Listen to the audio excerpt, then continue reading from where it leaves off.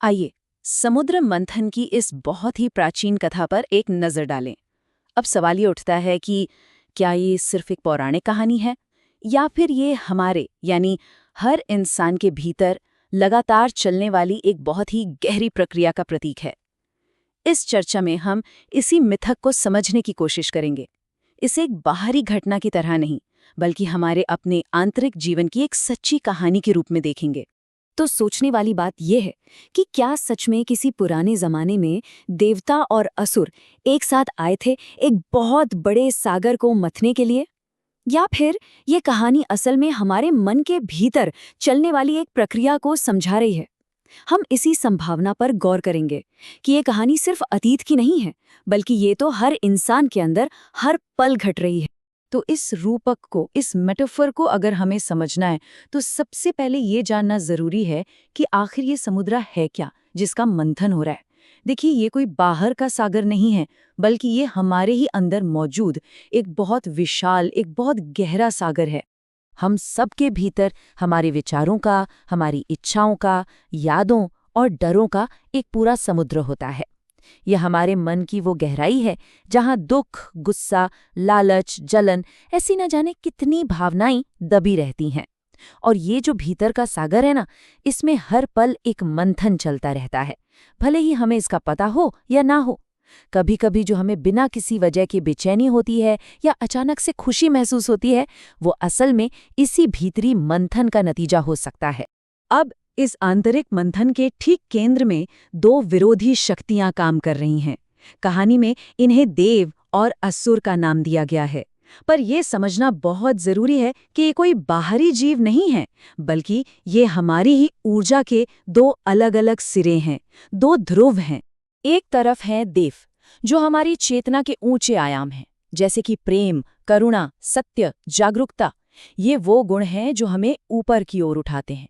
और दूसरी तरफ है असुर, जो हमारे भीतर का अंधेरा है, जैसे लालच, जलन, डर, गुस्सा।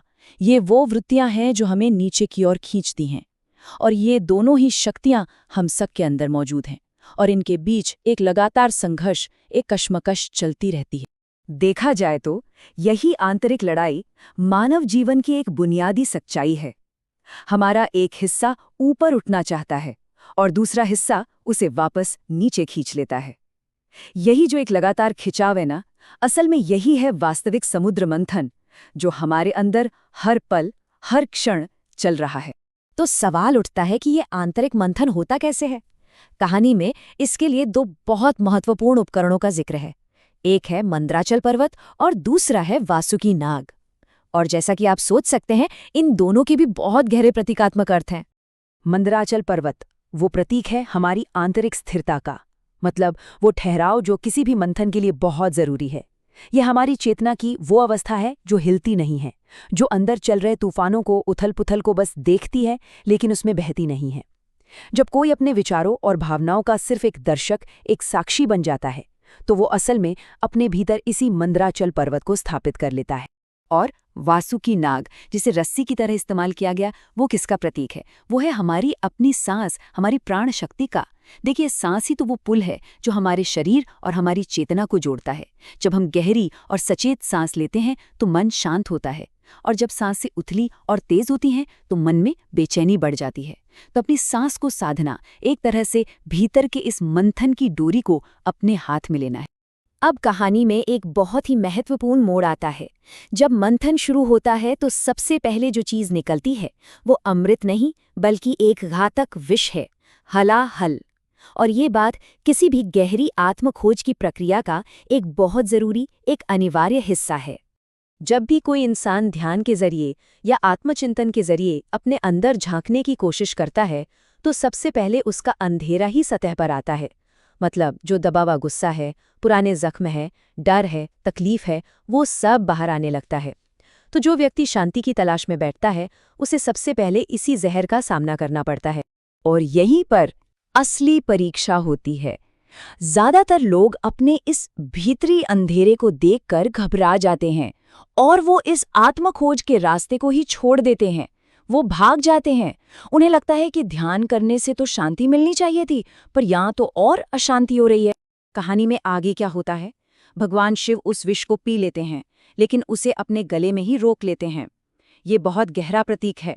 इसका मतलब है कि हमें अपने अंधेरे को न तो दबाना है और न ही उसमें डूब जाना है, बल्कि उसे पूरी जागरूकता के साथ एक साक्षी भाव से देखना है और उसे स्वीकार करना है। जब हम अपने इस भीतरी जहर के प्रति सिर्फ एक साक्षी बन जाते हैं, तो उसकी जो विनाशकारी शक्ति है वो खत्म हो जाती है, वो रूपांतरित हो जाती है।